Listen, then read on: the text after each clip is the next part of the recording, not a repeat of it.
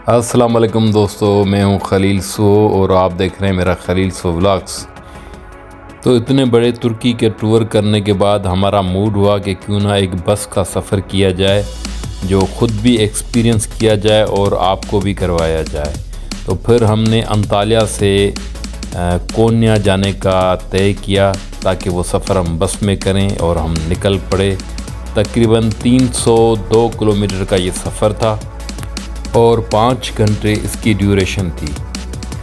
वली भाई और नईम सिकंदर को हमने अंताल्या में ही छोड़ा और हम उनसे आगे निकल आए कोन्या की तरफ। रास्ते में ये एक ज़बरदस्त चीज़ मैंने देखी, जो थे केले के फार्म। ये केले के कंट्रोल फार्म हैं, क्योंकि तुर्की में ज़्यादातर जो है वो सर्दी होती है तो केला नहीं होना चाहिए, लेकिन इन्होंने कंट्रोल बनाना फार्मिंग कर रखी है।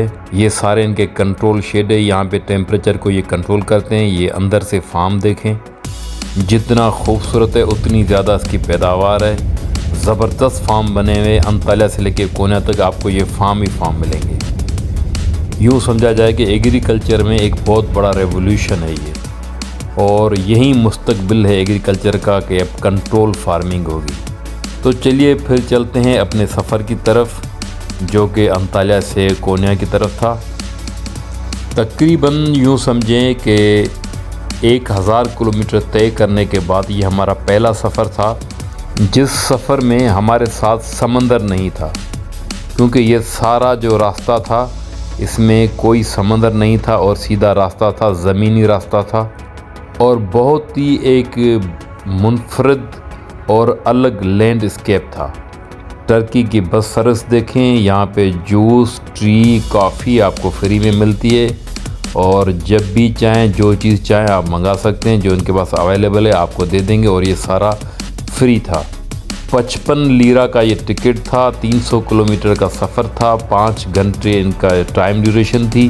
तकरीबन 55 लीरे उस टाइम पे मेरे ख्याल से कोई 1000 रुपये बनते थे, लेकिन अब लीरा बहुत गिर गया है।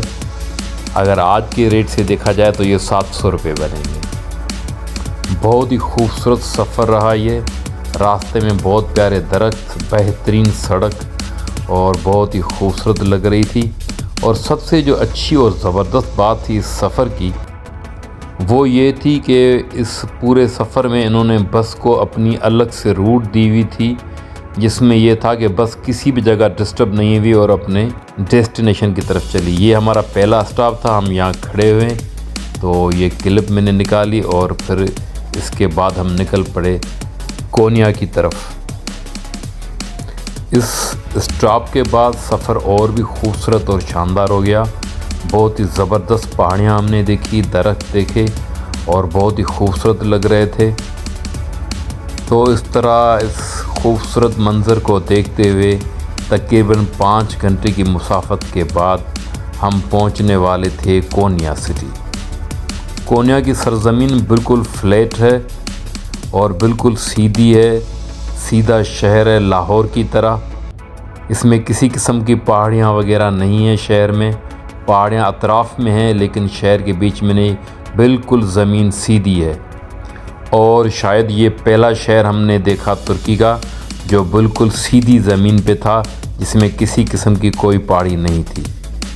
तो फाइनली हम अपनी डेस्टिनेशन पर पहुंच गए, सामान उतारा, लगेज निकाला और निकल पड़े कोन्या सिटी के अंदर।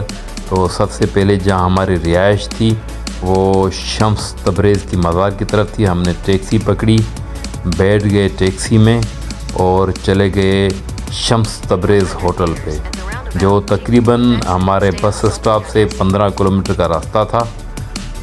वली भाई और नईम भी हमारे पीछे आ रहे थे, वो गाड़ी में थे। तो पहले उनका मूड था कि वो अंताल्या से वापस जाएं, लेकिन फिर उनका मूड बन गया, वो हमारे पीछे आ रहे थे। फ़ोन पे हमारी बात थी तो हमने भी उनका इंतज़ार किया। तो जैसे ही होटल पे पहुँचे तो उनकी फ़ोन भी आ गई कि हम भी पहुँचने वाले हैं। तो दोस्तों थैंक्स वाचिंग के लिए। इंशाअल्लाह मिलते हैं अगली वीडियो में। मेहरबानी, थैंक यू।